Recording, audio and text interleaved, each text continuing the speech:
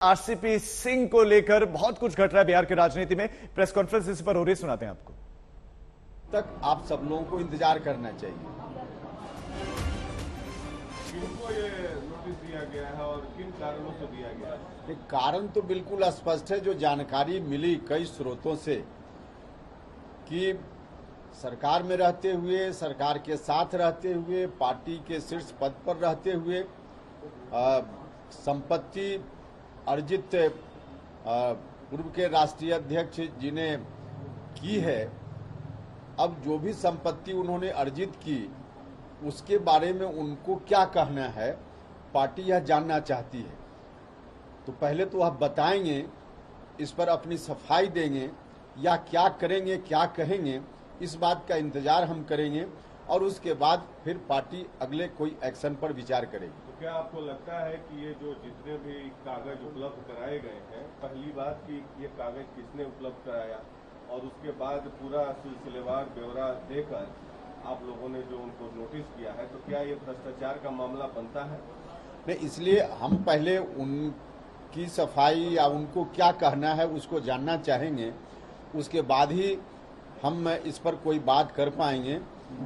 किसी भी स्रोत से जानकारी मिली, जानकारी किसने दी इसका खुलासा करना आवश्यक नहीं होता है कई मामलों में, लेकिन जो भी जानकारी मिली, अगर जानकारी में जो भी सच्चाई जो प्रतीत होती है, वास्तव में सफाई के बाद भी वही सच्चाई सामने आएगी तो बहुत ही आपत्तिजनक मामला यह होगा।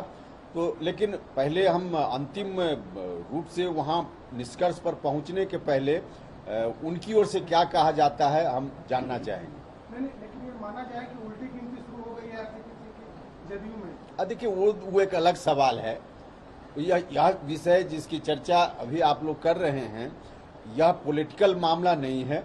आप जो सवाल कर रहे हैं वह पॉलिटिकल मामला है, इसलिए दोनों विषय अलग अलग हैं।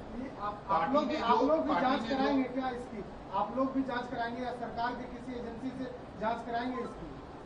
जिस स्तर से भी जांच कराने की जरूरत होगी जांच कराई जाएगी। पहले उनकी ओर से क्या कहा जाता है इसको तो देख लें। नहीं, क्या आप चाहेंगे इसमें, जैसे कि भ्रष्टाचार को लेकर बहुत सारे विंग्स हैं, तो सीबीआई है, ईडी है, आपका बिहार सरकार का ईओयू है, तो क्या जैसे कि आपने कहा कि भ्रष्टाचार पर जीरो टॉलरेंस है, तो बहुत सारे सरकारी कर्मियों पर रेड होता है, छापा पड़ता है, तो क्या आप चाहेंगे कि पार्टी स्तर से न जाके विभिन्न एजेंसियां भी उनसे पूछताछ करें? देखिए, कई मामलों में तो आप सब लोगों ने या हम सब लोगों ने, देश भर के लोगों ने देखा है कि समय समय पे सुओ मोटो भी लोगों ने संज्ञान लिया है। तो स्वाभाविक रूप से विभिन्न एजेंसियों की भी नजर होगी ही, जो कुछ भी जब बात मीडिया में आ गई है। उपेंद्र कुशवाहा जेडीयू नेता, और वो उन्होंने स्पष्ट कहा कि उनको जवाब चाहिए और जवाब दें, उसके बाद आगे क्या एक्शन होगा वो तय करेंगे। रोहित सिंह इस वक्त हमारे संवाददाता इसी खबर पर ज्यादा जानकारी के साथ जुड़ गए। रोहित, सवाल यह कि अगर जेडीयू को लगता है कि भ्रष्टाचार हुआ है, उनको लगता है इसीलिए तो एक कारण बताओ नोटिस जारी किया गया है, तो सवाल यह कि फिर किसी सरकारी संस्था से जांच क्यों नहीं करवा रहे?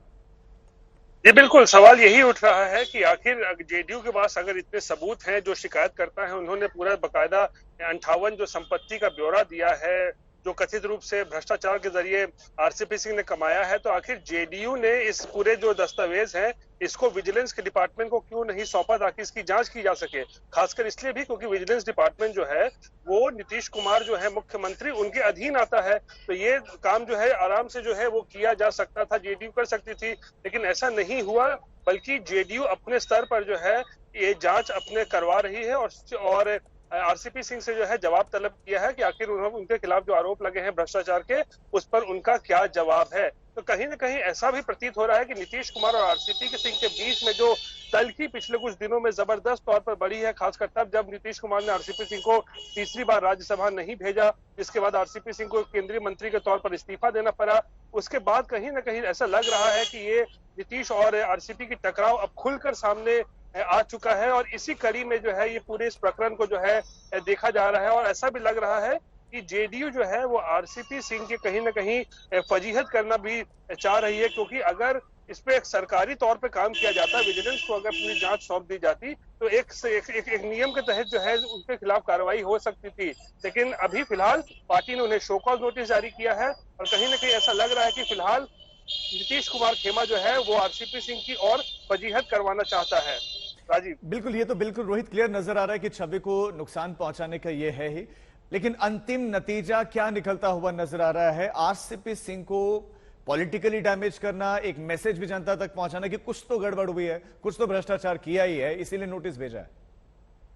ये देखिए, जो मुझे ऐसा लगता है, जितना मैं समझ पा रहा हूँ कि आरसीपी सिंह बहुत दिनों तक जेडीयू में रहने वाले नहीं है और नीतीश कुमार ऐसा माहौल बना रहे हैं ताकि आरसीपी सिंह खुद ब खुद जो है वो जेडीयू छोड़ दे, क्योंकि आरसीपी सिंह के बारे में हमेशा ये कहा जाता है कि वो एक बीजेपी के आदमी है जो कि जनता दल यूनाइटेड में रहे हैं इतने सालों से। लेकिन अब जब दोनों के बीच में टकराव इस लेवल तक आ चुका है कि आप देख सकते हैं कि उन पर भ्रष्टाचार के गंभीर आरोप लगाए जा रहे हैं, तो ऐसे में मुझे लगता है कि अभी फिलहाल पार्टी उनकी फजीहत करने में ही जो है उसकी प्राथमिकता है कि उनकी और छवि को डैमेज किया जाए, फजीहत कराई जाए। और हो सकता है कि भविष्य में फिर ये पूरा का पूरा मामले को जो है वो विजिलेंस को भी सौंपा जा सकता है ताकि आरसीपी सिंह के खिलाफ एक विधिवत जो है विधि संबद्ध कार्रवाई की जा सके। ठीक है रोहित, शुक्रिया आपका इस तमाम जानकारी के लिए। नजर आप बनाए रखें।